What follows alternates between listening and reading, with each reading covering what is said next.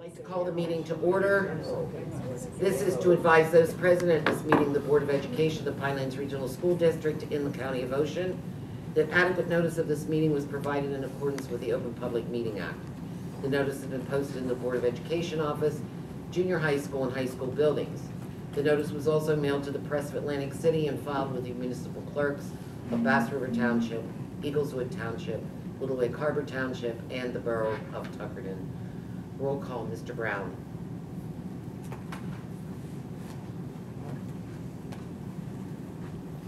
Mrs. McVeigh? Here.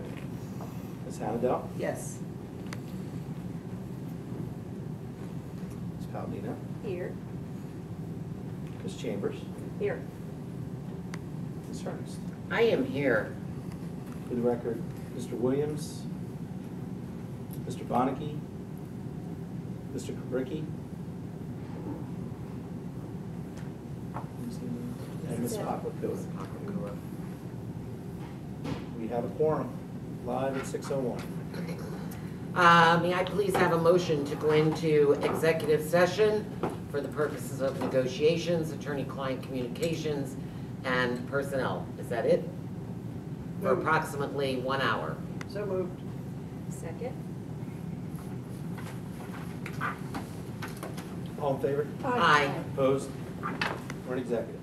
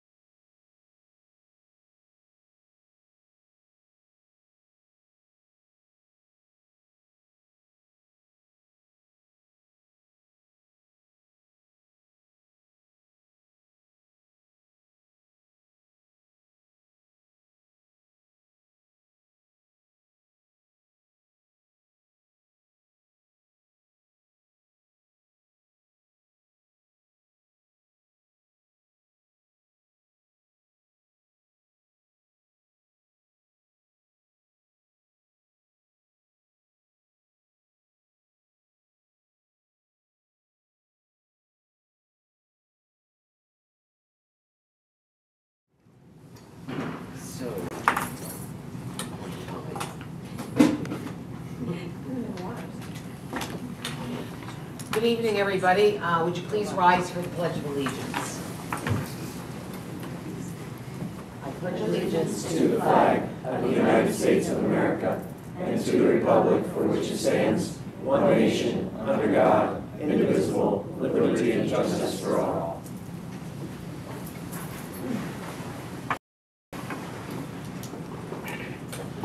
The declaration was previously read and roll call has been taken. Please note that not with us this evening is Mr. Bonnicky, Mr. Kubricki, and Mr. Williams. I would like a motion to approve the agenda, please. Motion. Second.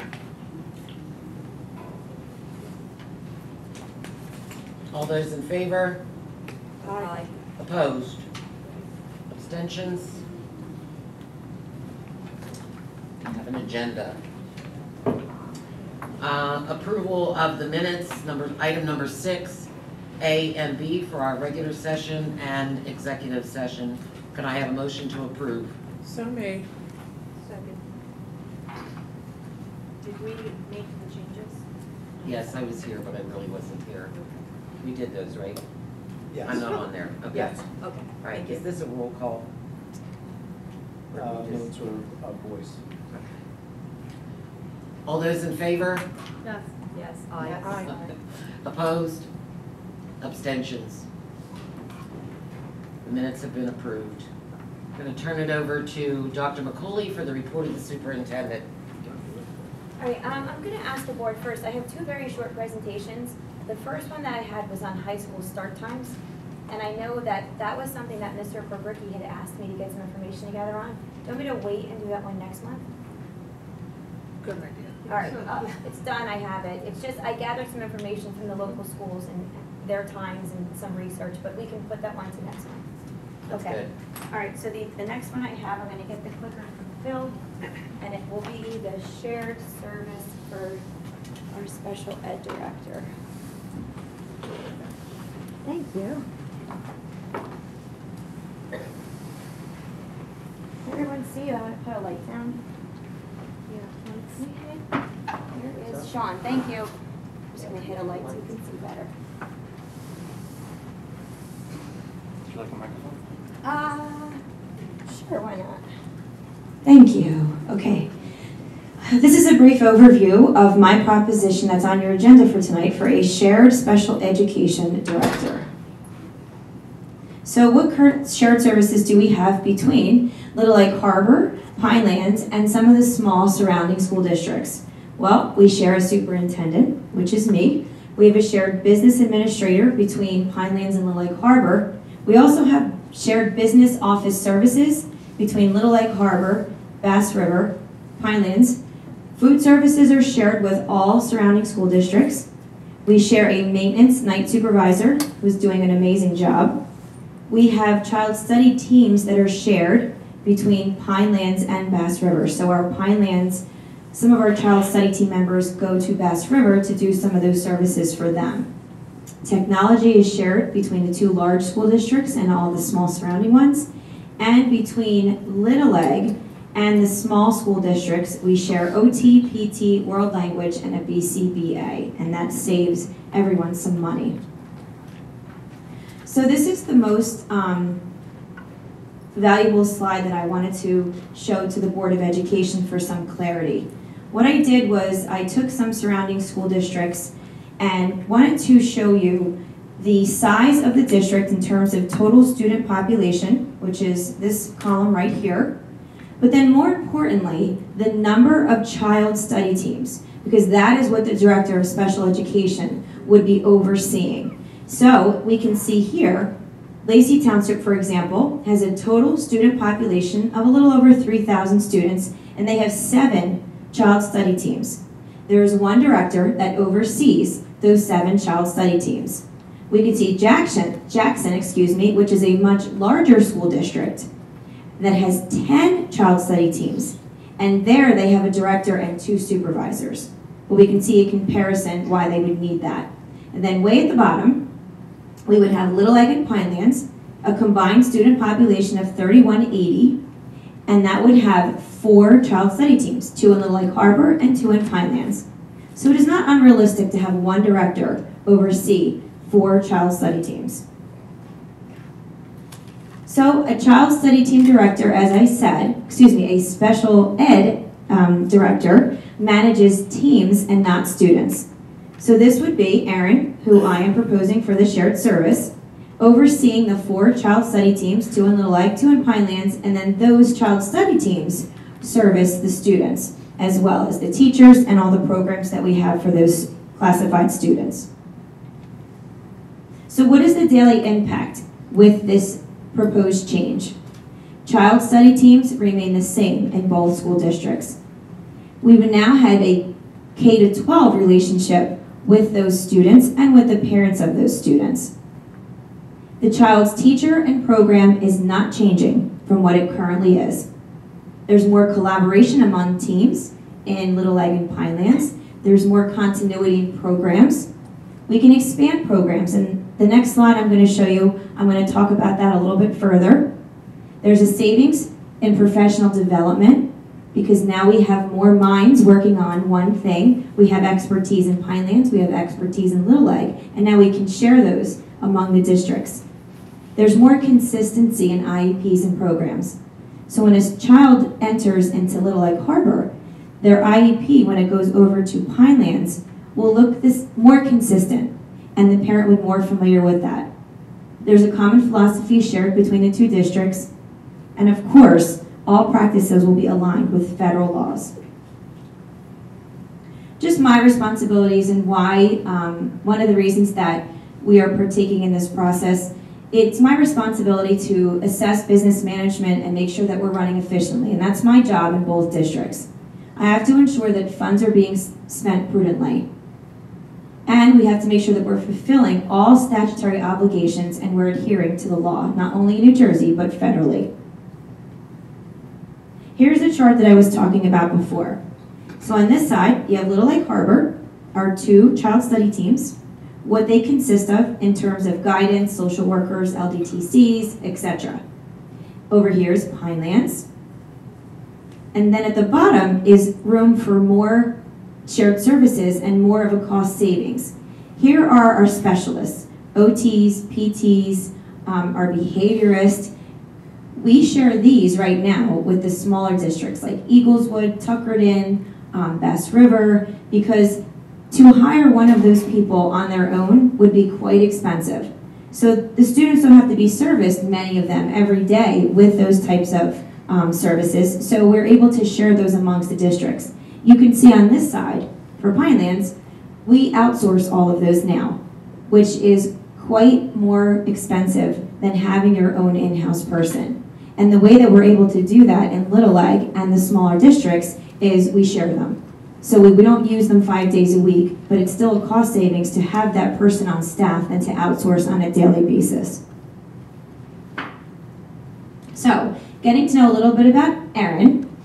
She has 3 children, and I know that she has told the public this, so I don't think that she would be upset with me. 2 of her children do have IEPs, so she is familiar with the process from the parent perspective as well.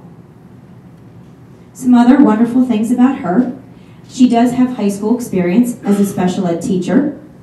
She worked on life skills with those students and with super seniors, which are ones that are going beyond the 4 years.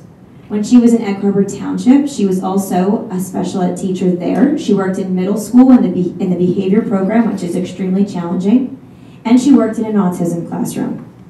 Then, in that same township, became a school psychologist, and what I think is very important is that she served on a child study team. So she does have that perspective as a child study team member when becoming a director.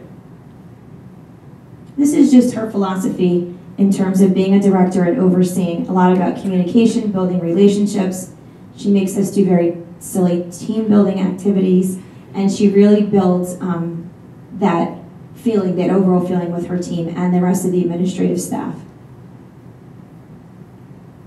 So she is always available. Her email address is here. She has her phone and her cell. She has done a lot, I know already, in Little Egg with parent involvement, and that's something that she definitely advocates for. So I know that this plan will be successful. I know that she has been amazing, and I'm looking forward to moving forward with this. Are there any questions from the board? Kim? I just didn't see where Bass River, who goes over to Bass River? Two of our child study team members in Pinelands. They have one person over there now, and then two of our CST members at Pinelands get paid a stipend to do the work over there for the child study team. It's just, it's a small population, so they're not needed there, maybe once or twice a month. Oh, great, okay. Any other questions from the board? Okay, thank you. I'm gonna hand this over to, oh, we're gonna, Nick, you're later in the presentation, right? Give this back to you, Phil.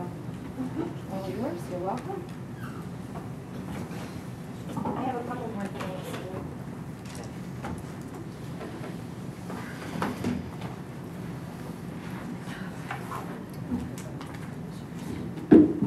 Okay, I have just a couple other things. We're gonna hold off on the school start time presentation. Strategic planning update.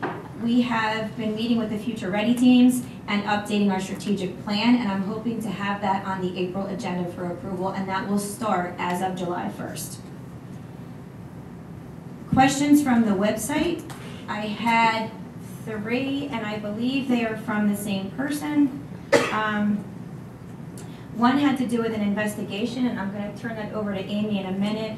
One had to do with water damaged computers. I answered this last month. I don't feel it necessary to go into that again. No, asked and answered. And that's it. So Amy, just want to give an update on the DOE? Sure. So Dr. McCooley asked me to contact the Department of Education, which I did. I did leave a message up there to find out if they're moving forward with our investigation request.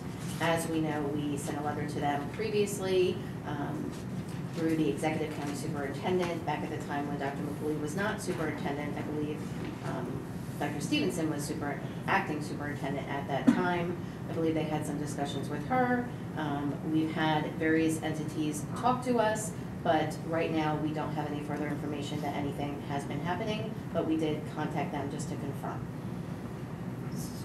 Okay, so at this particular point in time, if the investigation was over, we would be notified of that, correct? Or no, we would not? Right now, we're just calling to see if they ended up doing anything, because if you recall, we've had, once we sent the letter, we had various entities from the state contact us, so that could have been part of the investigation. It could have just been them putting that information off to other people. Right. We have not received anything officially that they conducted officially an investigation. We haven't received anything one way or the other, which is why I followed up when Dr. McCooley got that request. Okay, thank you, Amy. Anybody else have questions? Okay, thank you, Dr. McCooley. Board of Education, any questions on monthly attendance, discipline, or the security drill? And our discipline report was updated, right? Yes, Okay. yes. Thank you. Okay, number 7E, Brian and John.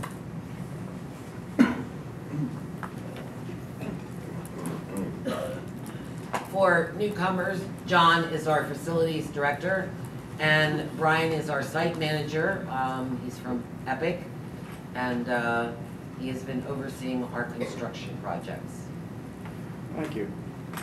As you can tell, with the outside of the building for the masonry, we have removed the final section of the exterior of the building, which is the A north. So right now, all demolition has been completed. Restoration-wise, right now, the B phase is done, the D wing is done. We're currently working on C, which is the rear section, and A. A section, as you can tell, if you look at the western elevation of the field, there's a full section of brick wall that's up, and also in the front of A, framing, which is going up instead of masonry. So it's going to be a quicker process for that front wall section and such. With the interior-wise, we're continuing with HVAC and electrical. The gym canopy has the masonry completed with some minor under ceiling work to be done and some lighting. The new addition for the entry block is going up as we speak for the rooms and the entry security vestibule. The other stuff with the interior is, you know, trucking along. Over here in the junior high, the bathrooms We're finalizing the completion of the bathrooms on the second floor for the usage of the school. The last phase of the project, which is phase 3, we are right now into contractual agreement documents finalization, targeting to start May 1st with a completion of August 23rd. Right now, we're working on a very aggressive, heavy schedule to complete for the summer. Well said. Thank you, Brian, and no issues, we're good. As far as our department, we've been tying up all the wires. We have all the first floor done. And when Brian tells us we can move to the second and third floor, we'll work on tying the wires up to the ceiling there. We're finishing up the locker rooms painting. We'll be doing the gym floor next week, finishing that. And then we'll just move forward. When Brian starts turning over the D wing to us, we'll move into the D wing and start working on the classrooms in there. Great. Great. Any board Questions? members have questions? I would just add, as a board member not on the construction committee, I appreciate the weekly updates and the pictures that you sent. So it's great to see Good. we actually get pictures, so we can actually see the progress and see that. There actually is a real picture up sales on the track. cat side that we put up there. What we put up yesterday? Yesterday, Yeah. it was, yeah, So, of one of the locker rooms. We're not Yeah. done. Yeah, the painting, yeah. Oh, good. Very nice. That's one of our groundsman, Rob Foley. He did an excellent job in there, and he's going to do a couple more for us. Oh, awesome. And I want to thank John because every once in a while after those meetings, I have to call John and say, John, what are we talking about? Because I'm afraid of Brian. Oh, yeah. Thank you. Not really, Well- not really. While Sue was away, after the last meeting, Mr. Williams and I were invited to walk through the buildings with John and Brian and Dr. McCooley, and I can honestly say I was very impressed with what I saw. It looks great. A lot of things are being done. I mean, I realize you're under a tight schedule, but what I saw was phenomenal, and it was further along than I conceived at any time. So, but I appreciate the invite. I enjoyed going through, and I would definitely welcome any of the board members to do that if they have time. So, Anytime they want to. thank you very much. Wear hard shoes and you have to put a hard hat on now. Yep, you got to put a hard hat on it. And that picture was awesome. He was Yeah. still working on it then. Yeah. Yeah. It was awesome. Brian, John, thank you very much. You're welcome.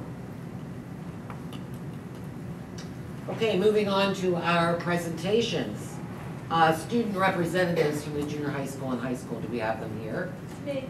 You? It's me. I'm an alumni, Well, so, you just I'm stay like up a here kid. for A and B. I'm just gonna stay up here. All right, so basically, very quickly, the Junior High Pride and Math Club will be working on collecting items for the Pinelands alumni and staff who are actively deployed for care packages. So they'll be collecting them for the next 3 or 4 weeks, items for them. So that's what they told me to tell you.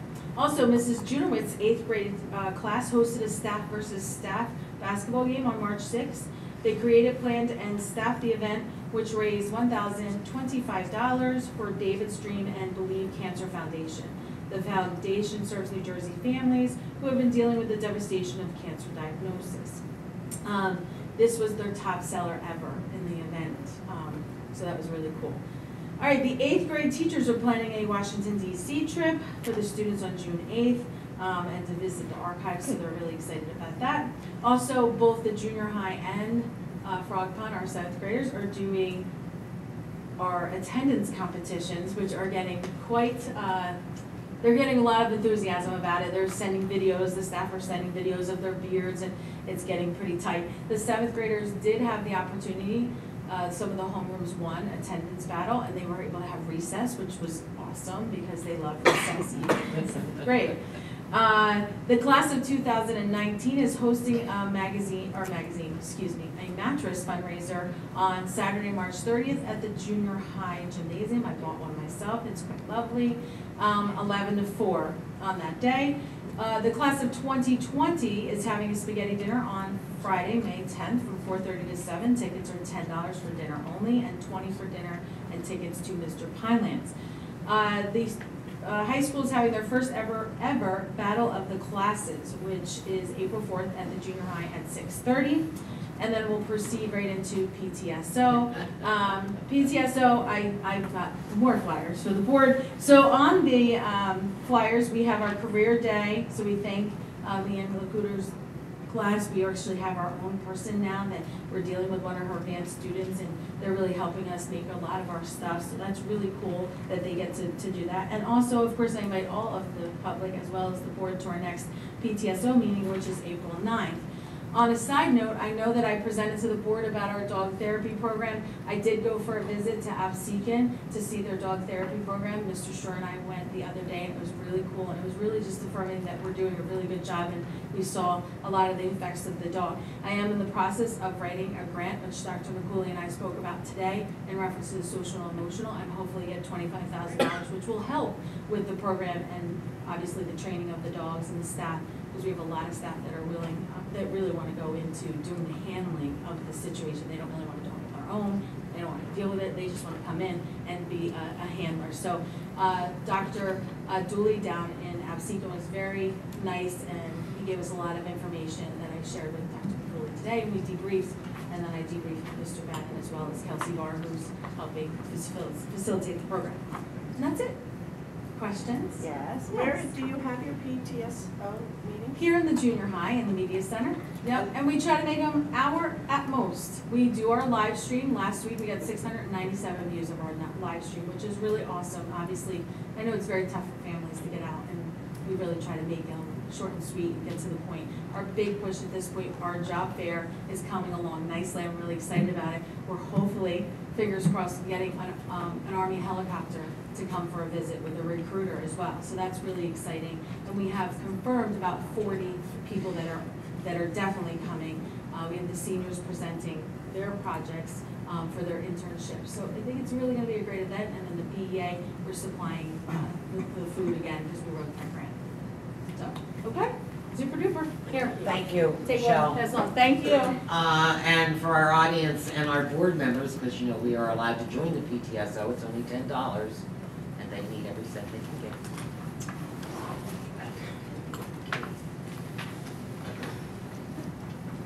Moving along to my job, I guess, or your job, Melissa. Okay.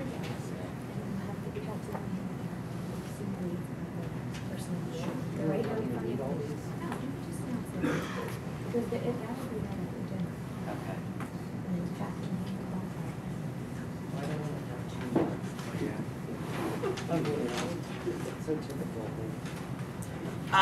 It's always a pleasure when we get a chance to congratulate our staff and our educational service people, because sometimes, you know, in our attempt to, you know, recognize our students, our athletes, etc., sometimes we think staff kind of gets overlooked.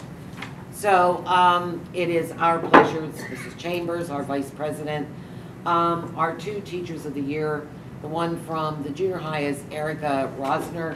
Erica could not be here tonight, but just to say that Erica and I have something in common because neither of us really wanted to be a teacher. But now she loves it, and I never regretted my 35 years, so it all worked out. I didn't either. There you go. And from our high school, Mr. Don Whitman. Come on up, Don.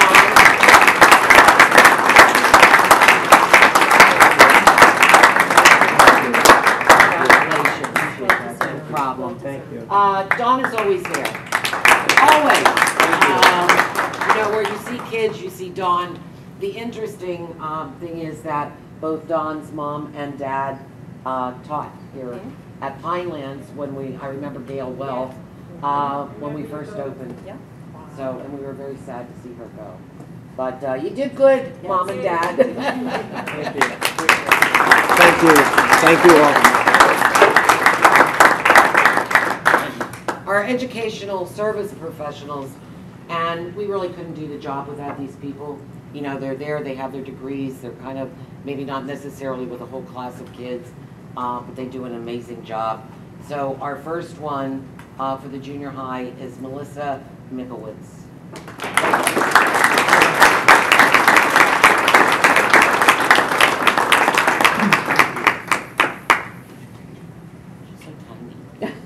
say your last name right?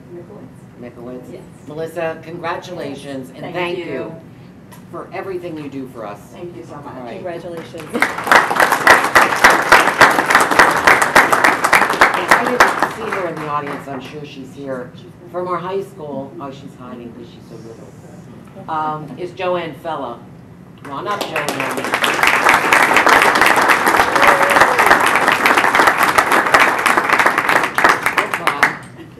I've known Joanne for years, and she is a person I would want in my corner. She has a very calming effect on people, even somebody who's as ill-tempered as I can sometimes be.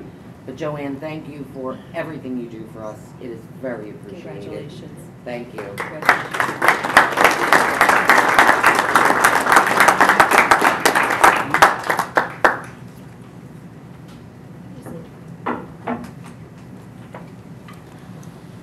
Alrighty, up next, our students of the month, Mr. Shore.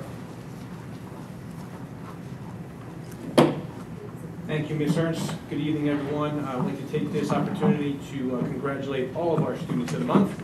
And it is my privilege once again to present to you our junior high school students of the month. And I will start off with our 7th grader.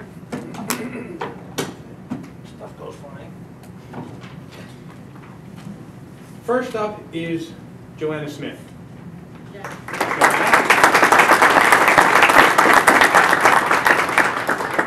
So here is a little blurb of what Ms. Schaefer had to say about Joanna. Joanna Smith is a dedicated, hardworking young woman. She always has a positive attitude and is willing to help others. Joanna strives to do the best job that she can do. She always encourages the people around her to do their very best. Ladies and gentlemen, our 7th grade student, Joanna Smith.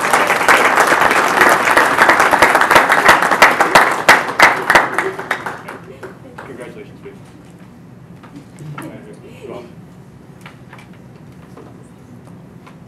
Next up is our 8th grade student of the month, and that is Natalie Conrad. And here is what Mrs. Flanagan had to say about Natalie. Natalie is a terrific student who always gives 100% effort in the classroom. She always wants to work at making her work better. Natalie is an insightful young lady who works hard to demonstrate leadership qualities in and out of the classroom.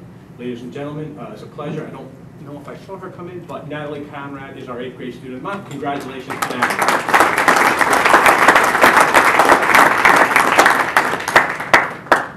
And I think I saw Danny sitting in the back. Our 9th grade student of the month, Danny Garcia. Danny, why don't you come on up?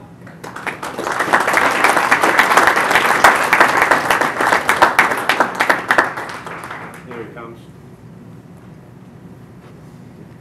So, a little bit of what one of his teachers, Miss Pomeroy, had to say about Danny. Danny is a wonderful student who is making great strides as a freshman. Danny is meticulous in his note-taking in organization and has paid dividend as he currently maintains all A's and B's in his courses. It is a pleasure to give this to Danny, our 9th grade student of the month. Danny Garcia, congratulations. Before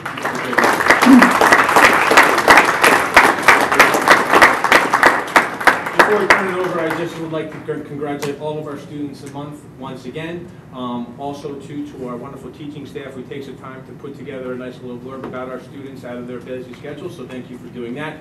And also to our food services who gives them on the back of one of your plaques. There's a little free item for the cafeteria, so thank you to Tina and her staff for doing that. And I will turn the podium over to our high school principal, Mr. Sean Bannon. Mr. Bannon? Thank you, Mr. Shore. Thank you, Mr. Good evening.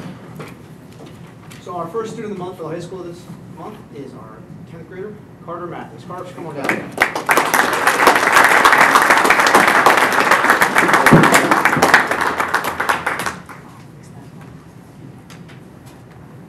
So a little bit about Carter from his teachers.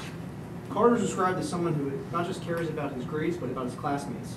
He's described as a leader in the classroom and as a loyal and honest friend. In particular, Ms. Perner described him as, says, Carter is an intelligent young man who sets high goals for himself. In class, he has the ability to add to any historical conversation with an insightful understanding of the historical argument. In fact, many times he added a whole new dimension to the analysis. In addition to his academic side, he is genuinely a respectful young man who always goes out of his way to help others, and certainly a deserving student of the month. Carter, congratulations.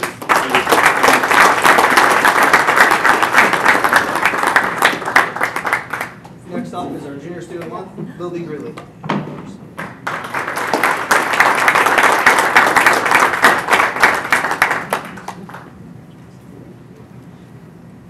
So Lily is described by her teachers as a great student, someone who has a great personality and an even better sense of humor. They said that she is a determined young woman, and she is one of those rare students who does not shy away from a challenge, but rather seeks them out and embraces them. Mrs. Maxwell, our math teacher, said that Lily is one of my favorite students because of her contagious, upbeat personality and her passionate commitment to learning. Lily comes to class every day ready to learn and eager to be successful in everything she does. Congratulations, Lily.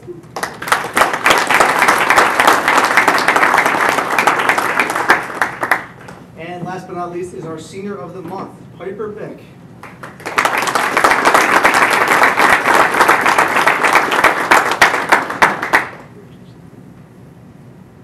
Piper is described as someone who is always positive and creative.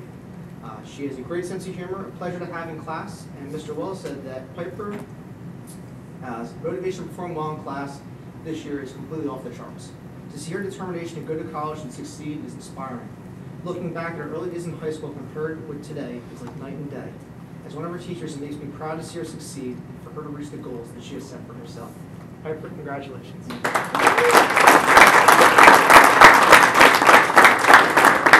And again, we certainly recognize that the students of the month would not be who they are without their parents behind them. So parents, please stand up and get a round of applause as well.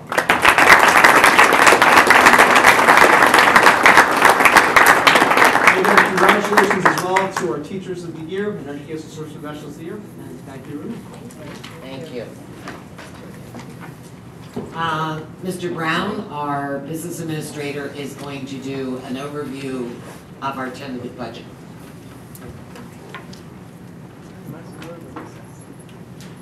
Oh, that's right, I forgot the recess. Well, you didn't let me let them go. Absolutely.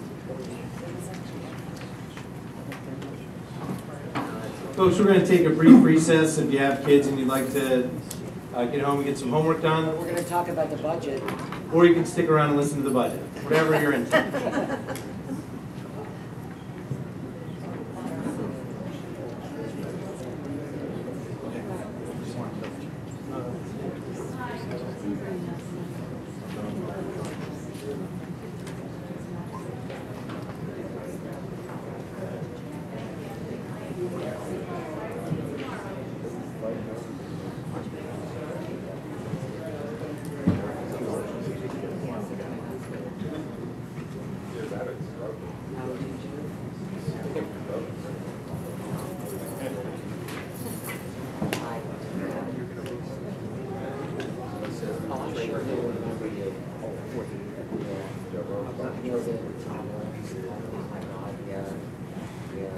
First day of spring.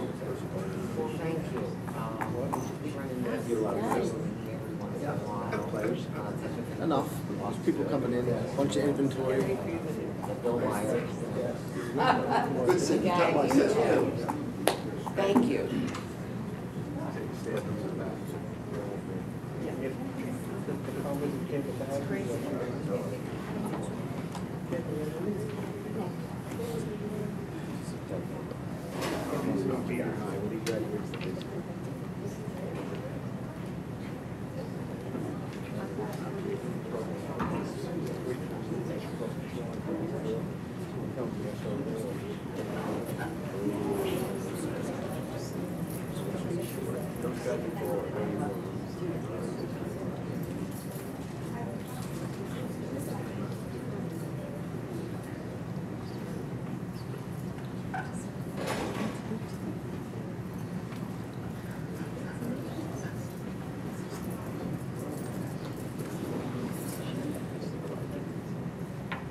All right, everybody ready to get started?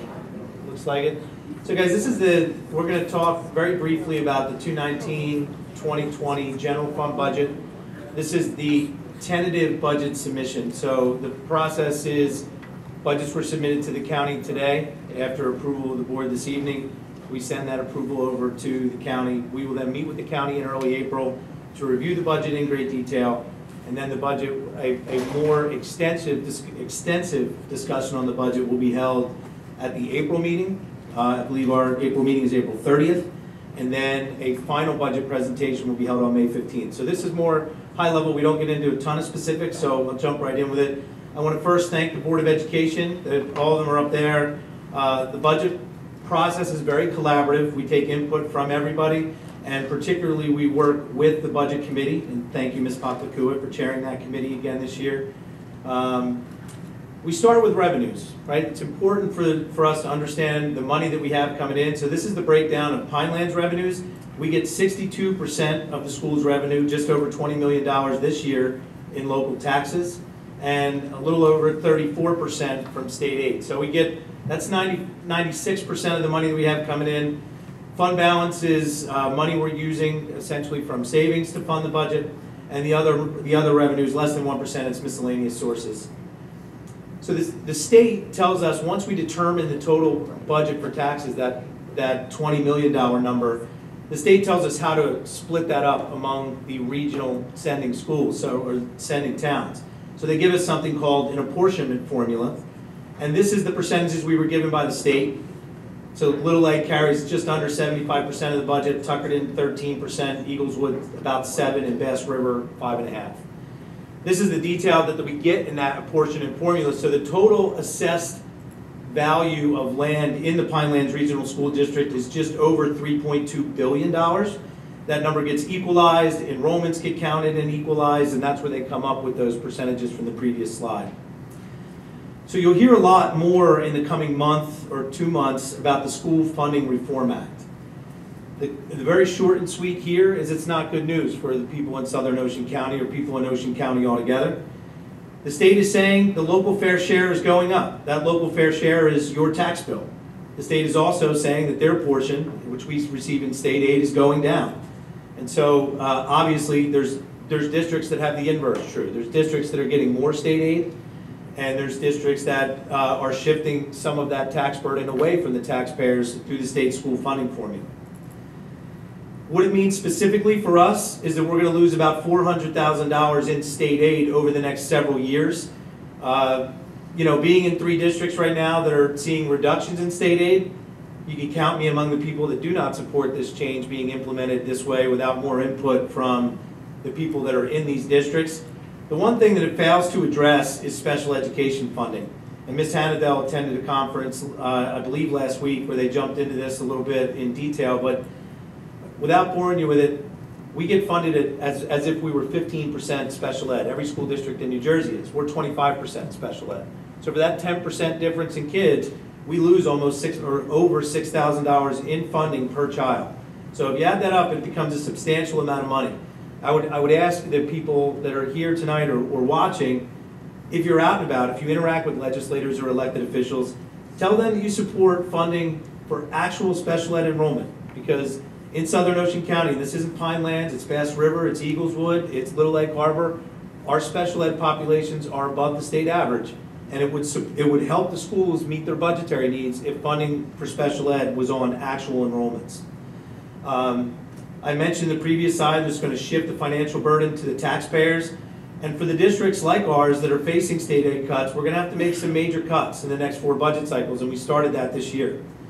So the comparison, where does the actual cut in state aid come from? It's mainly adjustment aid. So you're looking at these are actual numbers, 18-19 over what was released for next year. So we're losing just under $35,000 this year.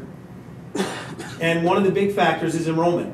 So the enrollments, if your enrollments have been declining since 2008 when this formula was enacted, and they look at specifically the last 6 years of enrollments. I think everybody remembers what happened just over 6 years ago in this area that has severely impacted our enrollments for this. I tend to think this unfairly hurts districts impacted by Hurricane Sandy, but that's another. Excuse me? No, just present. So we have the school tax history up here as well. You know, this is a function of assessed values on the left side and who makes up what chunk of that assessed values, and the tax rate is on the right side there. Here's the details of the budget. If you're following over from the second column from the left, the general fund, that's the total general fund budget. Expenditures are $32 million. We get 12 million in revenue, so we raise 20 million, a little over 20 million in taxes. Special revenue is all of our grants. We get the exact amount of money that we spend in grant money every year. Debt service aid, the school bonded some debt to do the referendum project across the street. We get state aid in the form of debt relief from the state of New Jersey. So the total budget, just under $38 million there. You can see that number up there this year. So here's a town-by-town impact of this budget on the taxpayer. And the one thing you're going to notice here is that the big factor is assessed values. So in Little Lake Harbor, where assessed values were up about 0.5%, relatively flat year over, considering the average home is worth $200,000, they'll see their tax bill increase by $30. In Tuckerton, where assessed values are up over $10 million, they're actually going to see the average home value, their average tax bill for a $200,000 home decrease by $20. Again, assessed values are the driving factor in your tax bill. In Eagleswood, where assessed values dropped almost $4 million, they will see the average home at $200K will see a tax bill increase of $85 a year. And in Bass River, where values dropped a little under $2 million, they will see a $200,000 home would see a tax bill increase of $96 a year. What we're looking at here is tax levy projections. And I would say that as we face state aid cuts, we need to continue to support the funding of our schools. Nothing will support property value like a good school district. And so if you look, the line in blue up there is what 2% looks like every year, and the line in green is the assessed tax rate. So we end up very close to the 2% number all the time, but I wanted to share that for reference. And I talked about the next steps in the beginning. We sit down and review the budget with the county next, then we go to public in the official public meeting on April 30th, and then a second and final public hearing on May 15th. Board, any questions? Anybody, questions for Nick? Go ahead, Karen. Yeah, I would just like to add, I want to thank Nick and the whole admin team for working with the budget committee through this process. I would just like to highlight that the budget, as Nick presented, does support all of the new initiatives that have discussed here over the past few months, whether it's the Jobs for America program, the dual enrollment program. It even includes, I hope I can mention this prematurely, one of the things that we heard repeatedly through strategic planning and from our parents is it also includes funding for bringing back a modified Pinelands Experience program for our students. It reflects the increase in debt service, and I also want to point out it does not include a lease purchase. I know a number of board members had expressed concerns over that for the past few years. It actually shows that we are purchasing our IT equipment outright. We're not using, in my words, a credit card anymore for that, so that's fully funded in the budget, which going forward I think puts Pinelands in a strong position. And thank you. To clarify, Thank everybody for that. the district does have lease payments in the budget, but they are leases from prior years. There's no new, yeah, I'm sorry, I just wanted to clarify. There's no new debt in the budget beyond the referendum. Correct. Good. Thank you. Thank you, Nick. Yep.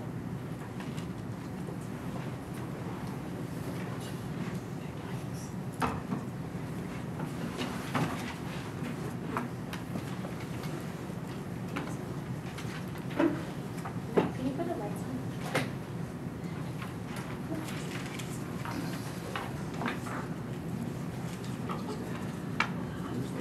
Moving on to number 9, our work session.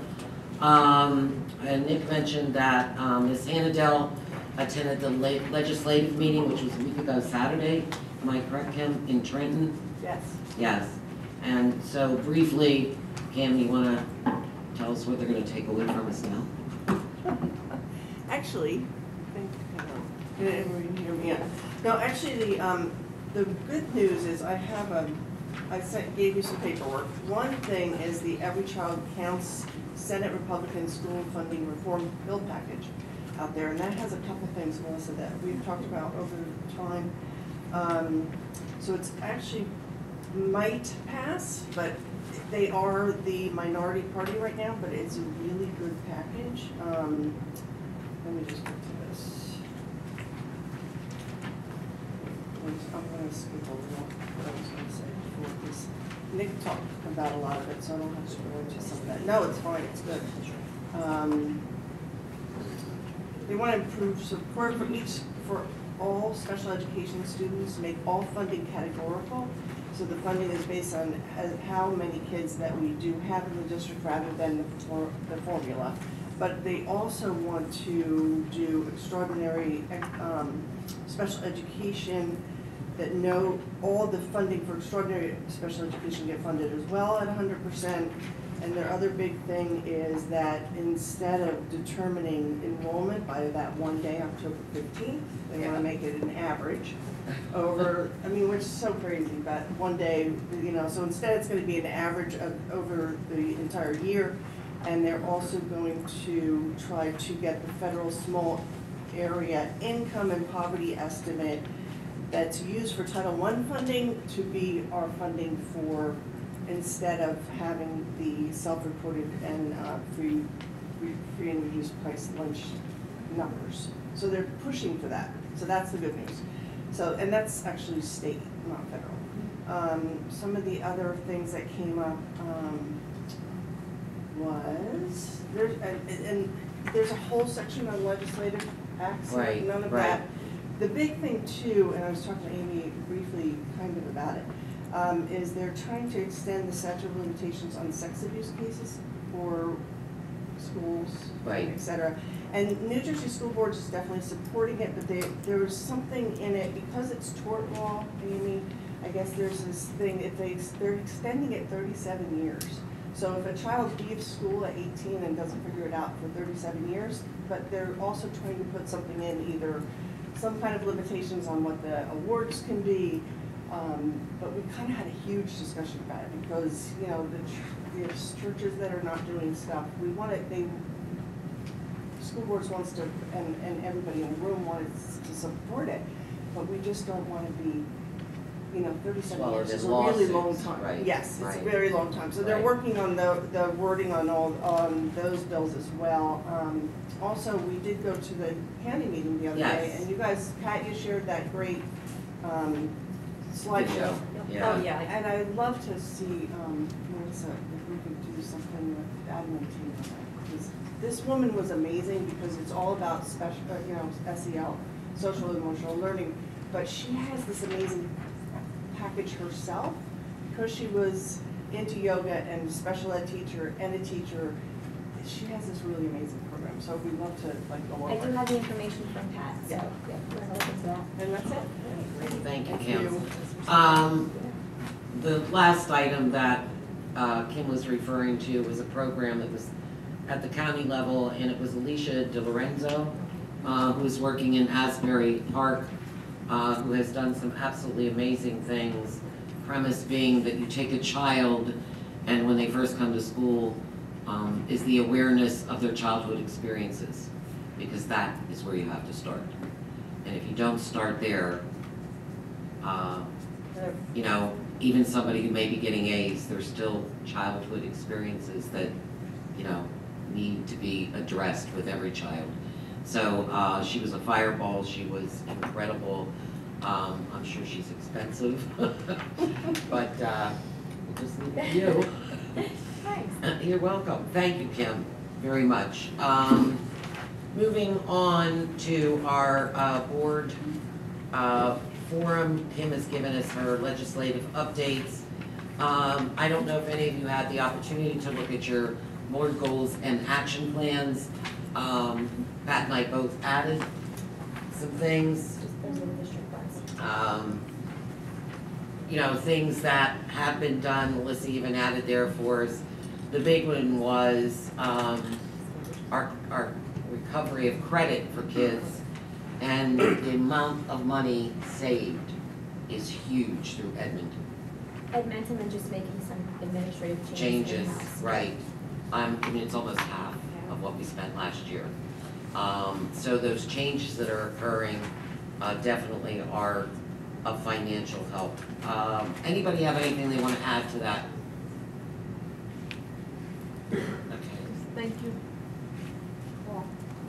to say both of you, but I guess Melissa added as well. I'm putting that together. Yes, Melissa's on top of it. Melissa has just handed around, March is our month for an update also on district goals. Melissa, you want to speak to this? Sure, just briefly, the first side that you have is the district goal that we will reduce chronic absenteeism, which we know is anything over 10% of the school year. To your right on that paper is an update right now for the junior high. Students that are considered chronically absent are 7.9%, and in the high school, 10%. Now, last year, we finished out the year in our high school at 25%, and the junior high was at a little over 17. So we're on track much better this year, and we're meeting with the admin team. We've been talking about it weekly, and they're coming up with some incentives for the end of the year to make sure that we don't dip off. The flip side of your paper was our other goal to plan and create new programs that will increase engagement for all students. And these are just some of them that we're going to highlight. The JAGS program is up and running for next year. Dual enrollment. Last night we had a parent meeting for the academies, and we had a great turnout. The parents are very excited, as are the students. March Madness, as they were talking about briefly. Thank you, Mr. Molesky. The students are so excited about it, and it's really helping with attendance. And I think he's coming up with a derby theme for the end of the year. So he's utilizing all his skills. AP reimbursement for students that get a 3 or better is a great incentive for our students to show that we are proud of them for their hard work. And we have kind of trickled into something that Little Like started for the Manners for Men, and our staff and our admin here are participating in that, and for our 7th grade students, and we're going to try to expand that even further. But it was a great turnout the first time, and parents have asked us to expand that. So those are just some of the highlights so far in our goals, and there'll be an end of the year update probably towards the end of May. Any indication that they might do manners for young ladies? I did have that request from a few parents on Facebook, so it's something that we can absolutely talk about. Well, I have an idea. Just give it to Michelle Molesky. Just add something else to our plate. Well, I heard Kim volunteer, so. Thank you very much. Anybody have questions on our district goals? All right, I think that's it for our work session. I would just like to remind our audience, I've gotten this a few times. We put some copies in the back if you didn't get one. It's 13 things, don't you love the number 13? School board members wish people knew about them. And one of the funniest is, no, we don't call snow days, not our job. Oh. But anyway, it's very interesting reading. Moving on to residents forum. This is for agenda items only. I think because of the number of people here, to begin with, I will limit it to a 3-minute period for each. So if you would like to come up and speak to us about anything that is on the agenda, if you would please give your name and address.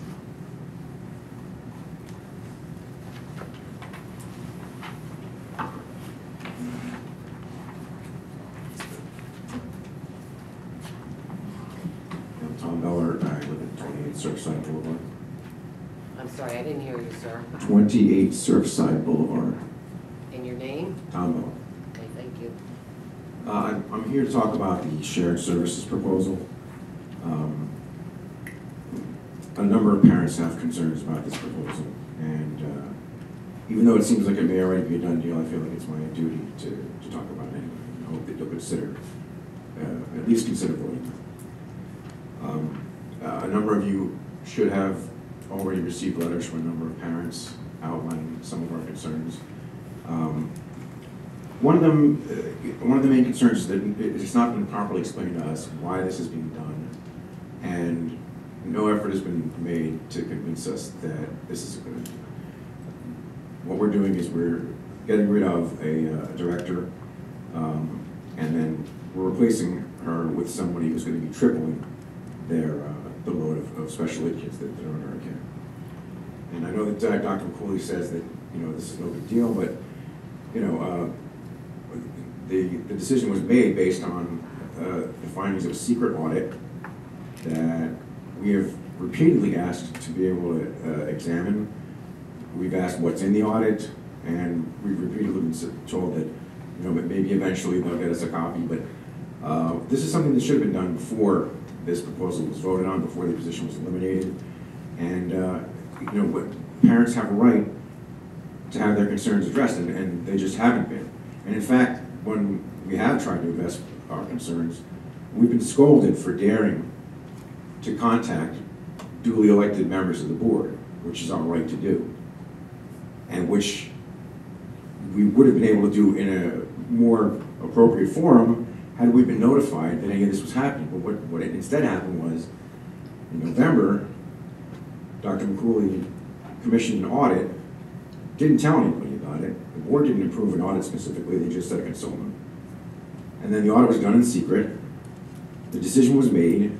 The director was told that she was out, and then they voted on it. Didn't notify the parents that vote was happening. And so none of the parents were here the night of the vote. And before the vote, Rick, the reporter from the Sandpaper, tried to ask the board about it, and they lied right to his face and said they weren't at liberty to discuss it. And since then, we've been trying to get answers, and all we're getting is stonewalled and getting attacked for daring to ask questions. And so we want this process to be done transparently and honestly, and I would like you to vote no until that can occur. Thank you. Thank you, Mr. Beller.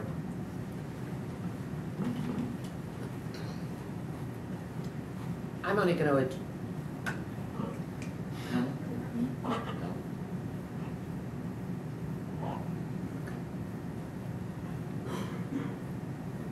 Anybody else? I never know whether it's on or off. Good evening. My name is Deborah Sloan, 47 Jarrett Lane. I wanted to clarify a few things. I am one of those parents that sent those letters. However, I did a lot of research before I sent those letters. I also reached out to coworkers. I am a teacher, 20 years in Lacey School District. I reached out to coworkers. No one seemed to know how to contact board members outside of board meetings. I may not have followed protocol. I may not have done it correctly. However, on the Pinelands and Little Egg Harbor website, there is no information on how to contact any of you in any way, shape, or form, president, superintendent, or any of the board members. Therefore, because it was a timely matter and I knew it was going to be voted on tonight, I felt the need to reach out and communicate my concerns. That is why I'm also standing here today. My concerns are not the idea of a shared service. They are not the amount of CSTs that a director oversees or the amount of students or a caseload or how many students are in a district, as Ms. McCooley, Dr. McCooley went over on her slideshow. My concern lies in the direction that the current director in Little Egg Harbor chose to take upon taking over in Little Egg Harbor. Those changes have not been in the best interest of our community's most vulnerable students. And the fact that our children in Pinelands could now face the same or a similar fate is why I am standing here today. I have never spoken at a board meeting. I've been a teacher 20 years. However, I feel the need to do so today. And if we are all wrong, all of these notifications that you have received or may not have received, and other people that are going to stand up and bring their concerns to you, if we are wrong, answer me this. Why hasn't a single teacher, a single staff member, or one single parent reached out to express how wonderful things currently are under Miss Erin Lichtenwalder? Thank you. Thank you.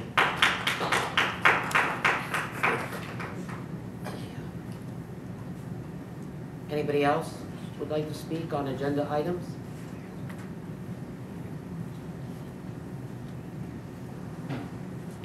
Good evening. My name is Michelle Collins Davies, and I'm at 36 Pebble Beach Lane. I have been involved with the CATS CPAC group at Pinelands for the last 3 years. And I'm going to give you a very quick chronology because we do have had open communication with the administration here over the years. On the 5th of February, we invited Dr. McCooley to come to our parents' meeting at the beginning to meet the superintendent, to have a conversation with us about special education and what was happening. During that meeting, at no time was there any discussion about changing, evaluating, or reviewing our program. We had no understanding that there were potentially very significant changes coming. Additionally, Mr. DeLeo from Little Egg Harbor Board of Education came, which we didn't know why a Board of Ed member from Little Egg would have been at Pineland's CPAG parents group. So I want the Board of Ed to know this because I don't know if you know this. I made a phone call to Dr. McCooley's office the day after I heard that our special ed director had been riffed. I got a return call the following day on the 29th indicating, calling me back, and then she mentioned, I started speaking, and then she said, I want you to know that Aaron Lichtenwalder is in the room and on this phone call. And I was a little bit confused. I was taken aback, and I said, okay, so she's not an employee of Pinelands. Why is she on a phone call about Pinelands special education when she's not an employee? To my knowledge, she has not been approved by any member of this board to be involved in affairs of our special education department, and to this moment is not employed by this district. I was also told when I called the child study team, because I had another matter regarding the CPAG, that I was told that we could reach out to Aaron Lichtenwalder if we had a question about our CPAG, special ed parents meeting. I'm like, why would I reach out to her? But I want the Pinelands Board of Ed to understand this, because this is a problem for us parents, that we're being told to go to somebody who does not work and is not employed by this district, and our students' information is confidential. And anyway, so I wanted to set the stage on that matter. So that's fine. Then we have a meeting on March 7th. I do express that the parents are concerned. They've been asking questions. The superintendent offers to put out an email to let parents know that Ellen Ward is now, I think, retired, I think is the word that I heard on the phone call. On March 7th, there's a question and answer. This room was pretty filled. There were board members from Little Egg. There were board members from Pinelands. The superintendent was here. Mr. Hand, who's the hired consultant by this board, and also, again, Mrs. Aaron. So a lot of the special education questions were answered by her about the direction. I'm going to interrupt you and ask you to wrap it up because you've hit your 3 minutes if there aren't any. Okay, so basically the key points are that the superintendent at that meeting indicated that there was an audit of special ed, that there were, Mr. Hand audited financial, law, and IEP compliance. She indicated, her words, not in compliance with special ed law, we were not, Pinelands, that financials are in dire straits, and that's why the position was cut and being recommended for shared services. We have asked repeatedly for a copy of that audit, of those evaluations. There's 2 separate ones. Aaron's mother did one, and Mr. Hand. We have not received them. We want to understand the basis for this. The information is confusing. We're asking for transparency. We have a parent group. We have not been involved in the conversation except after the fact. Thank you for your time. Thank you.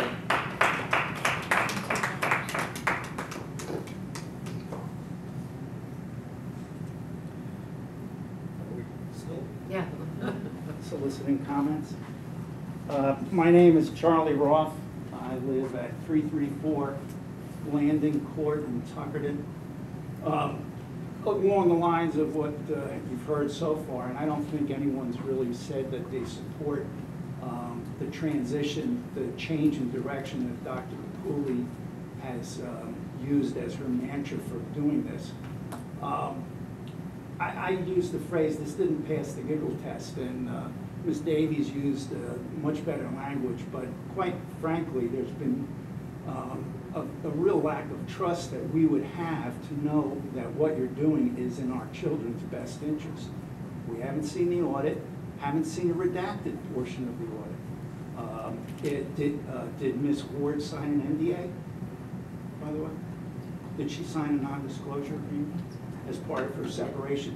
This is just public comment. We're not answering any questions. It's your time to make a statement. Okay, well, when you can make an answer, that's a question I ask you to let everybody know. But the point being, there's been, Mr. Hand, we don't know where he came from, and now he's partially semi-acting director.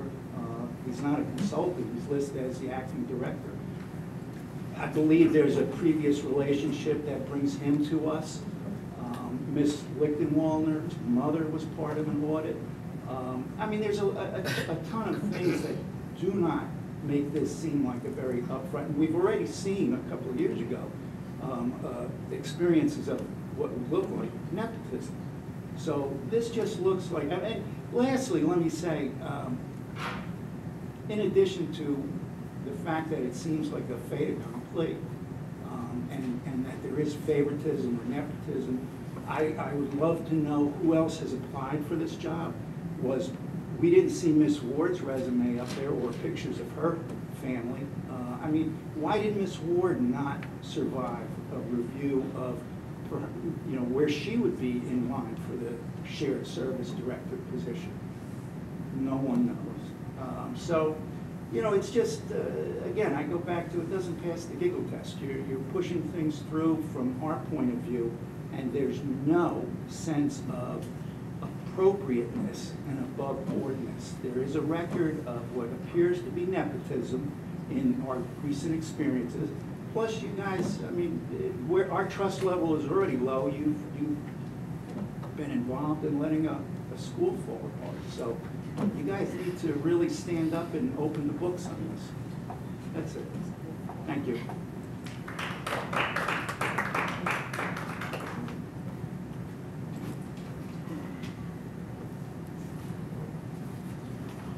I'm back. Rick Miller up the sandpaper. You said this is only for comment. I have a comment and just one question which I would really like answered before the vote. This seems to be a very unusual riff.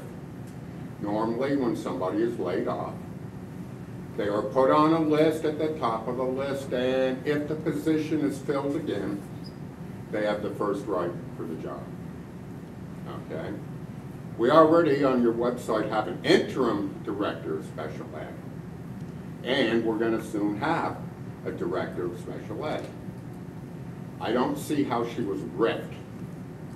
I looked up I've been on the computer 20 hours looking up regulations and could find nothing about a RIF being allowed to be used to have a shared service agreement. I contacted the state. They were as confused as hell, which gave me the idea that this might not have happened before, that a RIF has been made to make room for a person in a shared service agreement in the state. So my question would be, has it happened before? Does Dr. McCooley have examples of places where it has happened? And is your lawyer acquainted with such a process? Has it happened in New Jersey? That's it, thank you. Thank you, Mr. Miller.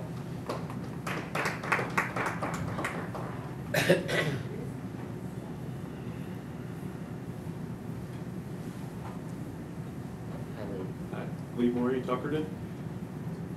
Can I bring up a question about construction since that was reported on? Absolutely. I'm just curious about the litigation with COVID and roofing.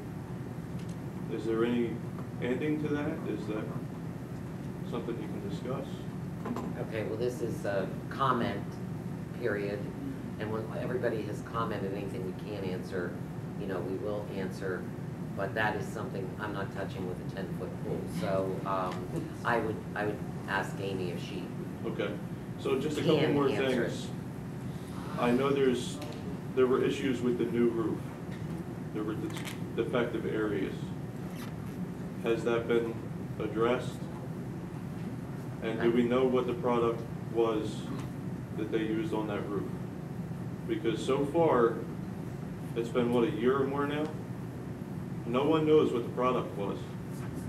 And I know that sprinklers were run on the roof of the building at the end of the school year last year to address an issue with VOCs. So that tells me there's still an issue. So I'm happy that there's a lot of progress going on over there.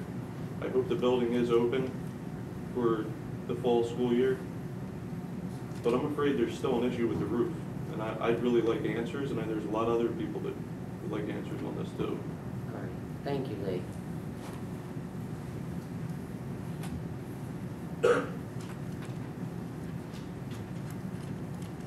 Anybody else? I'm not really going to try to address a whole lot of these. I will address the issue with contacting board members, and that has been corrected, but if you, I'm thinking that if you go on the board's website, our email addresses are listed there. I think Dr. McCooley since then, because honestly I have to say that I was quite shocked to get a letter in my home, has asked that on the board website that the process of contacting a board member or your representative to the board will clearly be put on the website.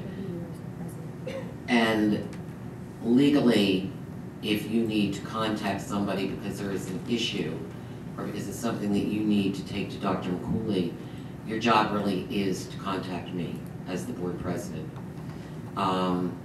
So, not that that thrills me, but you know, that's the way it is, and I certainly would attempt to do everything I can to direct the questions to the right individual. As for some of the other questions, I'm not going to get specific, but I am going to say that I did attend the sit with the superintendent regarding the special ed situation, and for some of the claims, and I'm not going to get specific here, those questions were asked and they were answered. I don't know if it's a case of, you know, maybe the answer was not totally clear, or whether we just don't like the answer we're getting. And I have a tendency to be very blunt, as most of you who know me know that. But I sat there and I listened to the answers. So that is all I'm going to say. If Amy, if you can answer anything regarding the roofing issue and Cabithan, I don't know if we're allowed to do that because I don't know. I'm not a lawyer. So I can just, regarding the Cabithan issue, I can just say that the board has directed us to communicate with Cabithan to work things out prior to initiating litigation, which we have been doing. And at this point, that's all I can say. But we are working with them and we are hoping to come to a resolution so we do not have to file a lawsuit against them. Okay, does that help? I mean, I know it doesn't help because, you know, when there's litigation involved or whatever, you know, well, this one can't say this and this one can't say this, so what can anybody say? Sometimes I really don't know the answer to that, other than you don't say too much because you don't want to get yourself in deeper than you already are. So we're doing what we can to work through it and settle it before we have a court battle. Regarding the roofing, Brian or John, are you comfortable speaking to that? No?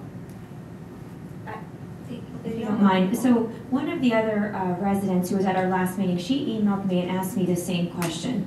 And I was able to provide her with a document from Garrison because he's the only one really that's been here from the beginning, you know, if I'm speaking about me, Brian, or John. So he did give me some information and I forwarded that to her. I can forward that to you also, Leigh, if you want. And the reason the sprinklers were on was actually another resident that has an environmental company that did some work for the Pinelands District recommended that to me towards the end of the year, that he said it does something with the fumes, and that was a recommendation of his. So, you know, he's a parent, he owned that company, we didn't see the harm in it, and he recommended that for some of the gases and the smells. Since I've been here, I haven't heard anything more than that, but I could absolutely forward you what I forwarded to that other parent. And it's a very large document, I'm sure you'll understand more of it than I do, but I can absolutely get that to you. I did read it, and It doesn't help? It doesn't answer the question. All right, can you email me specifically what you're looking for? Because we have a construction meeting tomorrow, and I will ask when we're all at the table together. Okay? Thank you. All right, if there's no other comment, I'm going to move on to the actual committee reports. We have to table something. Yeah, so before we do that, looking under B11 personnel, I need a motion to table. Lead teachers. Lead teachers. Motion. Second, Okay. Are you seconding? If you want me to, yeah. I second What's it, it about? It's going to eventually be a part of their negotiated agreement as like an addendum because it's a stipend position. So Mal's aware, they're aware, but they have to vote on it first. Oh, So we're Then gonna it will table come back to us. Because it did come up in our legislative meeting, that we have to be very careful with the wording. Yeah, we're gonna So I hold wondered up. if that was. Yeah. Okay, No, it wasn't the second. wording, it was just the Oh, whole, okay. yeah. Okay, so we have a first and we have a second. I guess we should do a roll call. Yep. Ms. Hannadel? Yes. Mrs. McVeigh? Yes. Mr. Bonnicky? Yes. Ms. Papakua? Yes. Mrs. Palladino? Yes. Ms. Chambers? Yes. Ms. Ernst? Yes. Motion carries. Thank you. Under committee reports, instructional, I need a motion to approve A1 through 6. Motion. Second. Any questions?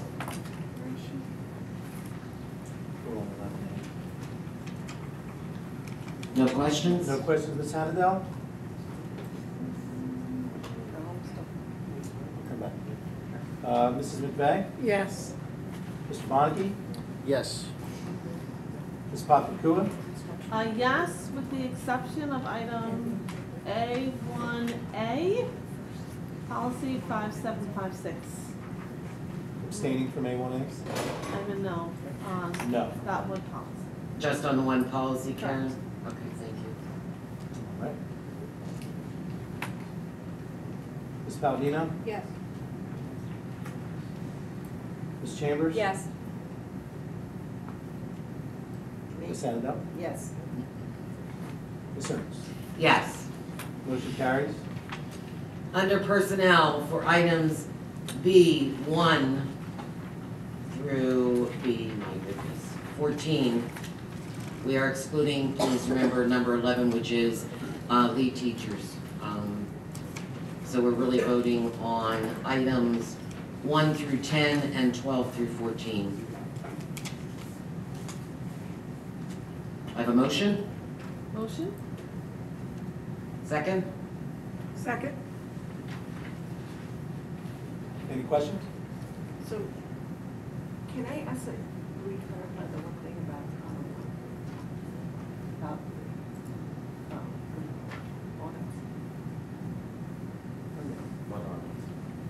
I think that's a whole separate, at the end, if anyone wants to talk about that, you can.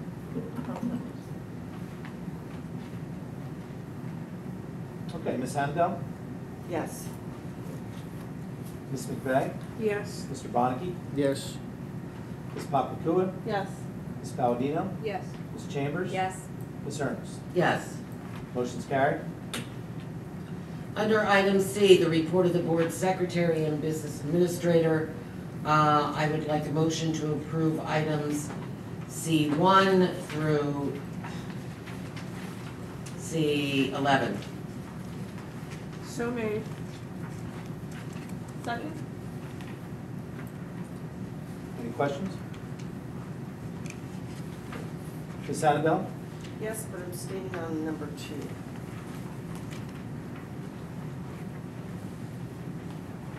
Okay. Ms. McVeigh? Yes. Mr. Bonnicky? Yes. Ms. Papakua? Yes. Ms. Palladino? Yes. Ms. Chambers? Yes. Ms. Ernst? Yes. Motion carries. There was no operations activity this month? Obviously not, no. You know, good thing you picked up on that, because I don't know if I would. All right, moving on to item number 13. This is residents forum. This is on general topics, not necessarily on agenda items. So if you have something, again, we will apply the 3-minute rule. If you have something other than what's on the agenda to speak to us about, please feel free.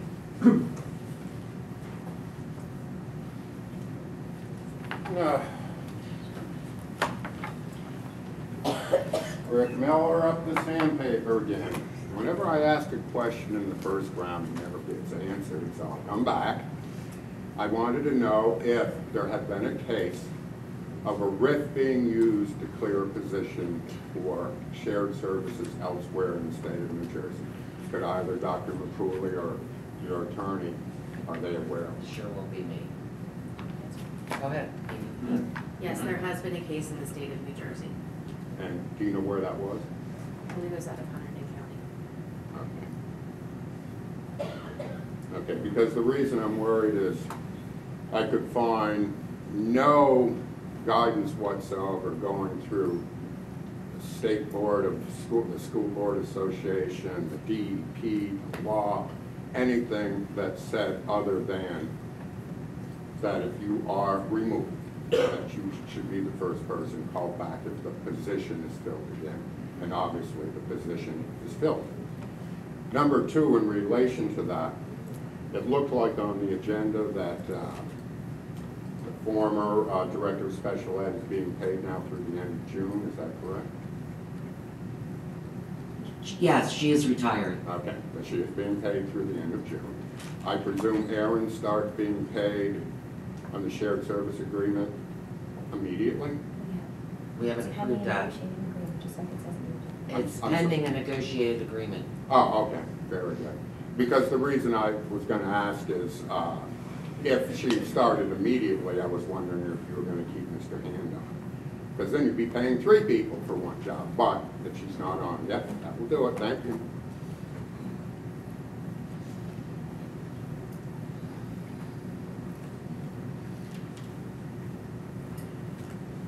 So Michelle Collins Davies. I had a question about, Mrs. Hennedel asked a question, she wanted to ask a question about the audits before the vote was taken. And I understood that Dr. McCooley said that no, that couldn't be done now. So can somebody explain to me why that could not be a part of the discussion before this vote took place? Anne's gonna answer. I believe what Ms. Hannadel said was, do you want to do clarification at this point? And what Dr. McCooley said was, we could wait and do that at the end when we were having discussion. So can that be done now then? I believe the clarification that was talking about was the 2 audits. The audits, right, yes. And that the first was not an audit, whether it was rather a program review of one of our programs. Who did that audit? That would be Dr. Shelley Runners. Because it said special education audit that the board approved. If that's what it was called by approval. That's what it was called. It was not an audit, it was a program review of one of our programs to help assist with that program. Okay. There was no document that came from that, there was no report that came from that, there was no information shared with that. Okay, so the other question about the other audit is, we were told there was very alarming information in that other audit. So if in fact the law has been broken and there are things that were not compliant that are regarding our children, okay, because I've yet to talk about, I'm just asking you general questions as a special ed parent in this district. I want to know what was concerning and what are financial dire straits, but it sounded like we were out of compliance and we have been waiting, it's about a month now, to understand what's in that audit. And at what point, she said immediately that she would ask if you, as the attorney, would redact information that would be confidential and share that with the parents.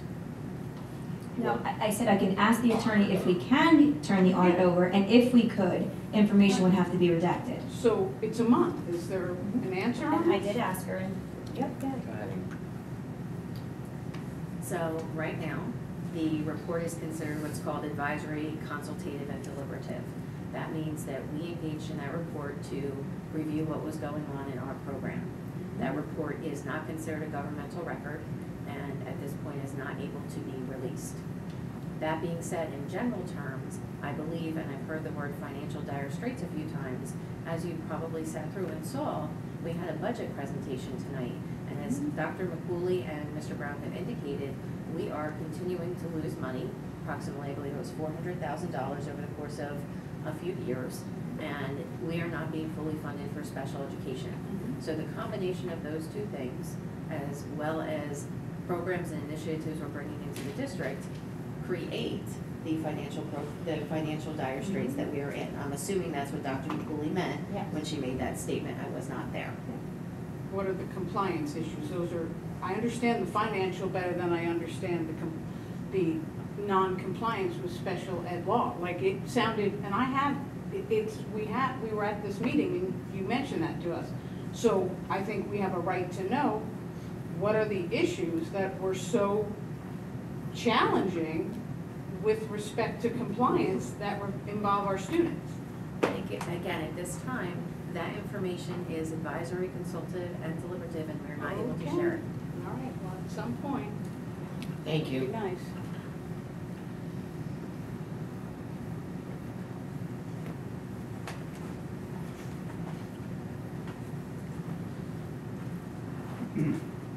Charlie Roth, Tucker. If it's advisory and deliberative in nature, can you summarize and provide us with an overview? We see budget information, we saw information as far as collaboration that a shared service is going to be. Dr. McCooley has said we're going to have a different direction. What's the different direction? So, you know, if you're going to take a vote tonight, we're not hearing those things that are building blocks to having a sense that you have let us know what the reason is for this vote. Okay, that's number one. Number two, Ms. Ernst, you were behind me at that other meeting. Many questions were asked. I was not behind you. I believe you were. That was Mrs. Chambers. I was sitting beside Mr. Moore on the other side. Okay, sorry. And then the comment I heard her make about Mr. Miller. Sorry, I thought that was from you. But you did just say that a lot of questions are asked and we may not like the answers. I think there's been a lot of fluff for the answers. I mean, there's been very little texture as far as what's the different direction. What is Ms. Erin going to do that's so, you know, great compared to what Ms. Ward did? Again, I didn't know Ms. Ward. It's not like I'm championing her. But this is a process that as a customer, I'm your constituent. You've provided me with buckets, nothing. And that part about the budget being $400,000, that wasn't determined because of this audit and from Mr. Hand, who, by the way, said he was an LCSW. I can't find that. All right, that's just an aside. That's a comment. So again, I get back to, and you're shaking your head like obviously you're disputing it. But these are things, you know, we're piecing stuff together, and you've given us nothing. There's no program packet. There's no direction of what. I mean, it's sad. And again, I point to maybe we should have a shared services board because this is not generating a real sense of oversight, management. It sounds convenient. It sounds purposeful. I'd love to know how many resumes were reviewed to do all of this. I bet one. So you guys think about that. That's my comment. And I'd love to see the summaries. Anybody else? All right then, moving on to board forum. Betty Ann, would you like to add something? Thank you. I don't have a whole lot to say, just congratulations to the students of the month and to the staff of the teacher and staff of the month, and have a good night. Thank you, Betty Ann. Kim? Thanks for coming, everybody. I have nothing else at this time. Thank you. Jeff? Nothing to add. Thank you. Thank you. Karen? So I will add. Thank you and congrats to our staff and students. I'd like to thank the parents here for advocating on behalf of their children. I can appreciate how conflicted you may feel with uncertainty. I would like to say that I do hope that you have some level of trust in us, in our admin team. We are only doing what we feel is best and the best interest of all of our students. I think I can also add that this was not I heard a lot of talk about financial impact, and certainly it has financial impact, but this decision is not financially driven. I hope that you will have some trust There has been some confidential information that we really just cannot share, and I can appreciate that there are some serious issues, and I just ask that you trust that we're looking out for all of our students. There was also a comment that I want to address in the first residence forum that talked about we let the school fall apart. I would just like to say this is the board that has fixed those issues. So we're looking to move forward in the best interest of all of our students and our staff, and would appreciate the support and a little bit of trust in doing so. Thank you. Thank you, Karen. Christy? I don't have anything. Well, I'd like to congratulate the students of the month. Also, our staff that were recognized here tonight, Teacher of the Year and support staff. Great job. Well deserving. Karen, I'd like to thank you for that comment. We are the board that has taken it bull by the horns, if you want to say, and done something about what was going on here and passed a referendum. If you want to say it was dumped in our laps, you can say that. But thank you, Karen. I appreciate you saying that. Brian and John, Brian I know has already left. John, I want to thank you guys for consistently coming to our meetings and giving us the update. I know you have your construction meetings weekly, and I know you have one tomorrow.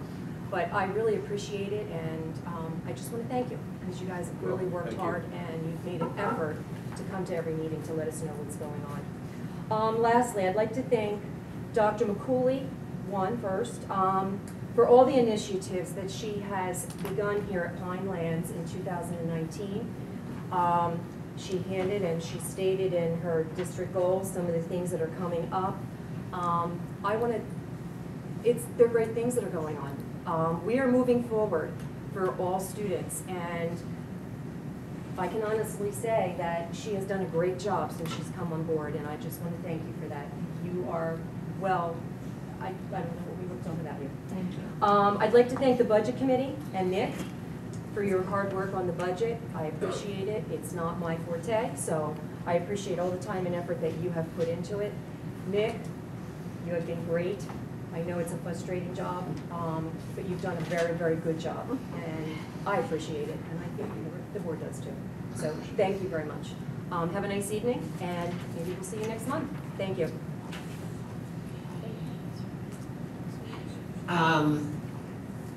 Couple people I would like to thank. Obviously, I want to thank our budget committee and Mr. Brown because I did it 1 year and that was it. My head swam. No, can't do it. I know it's a ton of work. So I appreciate it. I want to congratulate our students of the month, our admin team, and our professionals also. I would also like to just shout out to Michelle Molesky. Girl, I don't know how you do it. I've got 3 kids. I don't know how many puppies you've got in your house right now. And you are just like, there. So, you know what? Whenever it comes across our plate, we just say, ask Michelle. She'll get it done. Thank you. Obviously, I would also like to ask Cindy Junowitz and thank her because she has done a tremendous job the last couple of years raising money. She spends endless hours after school with these kids. So, kudos to her. To Dr. McCooley, our admin team, thank you for the first time in quite a while. And you have to remember I spent a great many years in this district. I am actually optimistic. And I will leave you with these remarks. I hope you take them in the spirit that they are meant. The one thing that my mother always taught me is good manners and to be polite and to be respectful. I couldn't even talk her into the, well, people have to earn respect. No, respect is something that is somewhat given. And a lot of times, certainly since I became president 3 years ago, I can't tell you the badgering that I have gone through and this board has gone through because it's our fault the building is falling apart. I take great objection to that. It is not our fault. I've only been sitting here for 6 years. So it is this board that has moved and tried to get us where we need to be. Respect is a double-edged sword. It's very difficult to sit here and be polite and be respectful when it's not given to you in return. So I do my best to be respectful. I don't agree with everything that was said. I understand why you say it, and I can always sit here and thank you. But this board is not in the dark. We are doing what we feel is best. Our recommendations come from the superintendent after she has done the proper research, okay, spoken to the administrative team, spoken to the experts, and has given us the reasoning for any changes or any programs we are be putting into place. And we are in turn saying, we trust you. That's what we hired her for. It's also what Ms. Hannadell said at the meeting I was missing. We hired someone because we need change. And the changes are occurring. And I applaud that. So we are moving forward. Thank you. Can I have a motion to adjourn, please? Second. All in favor? Aye. Opposed?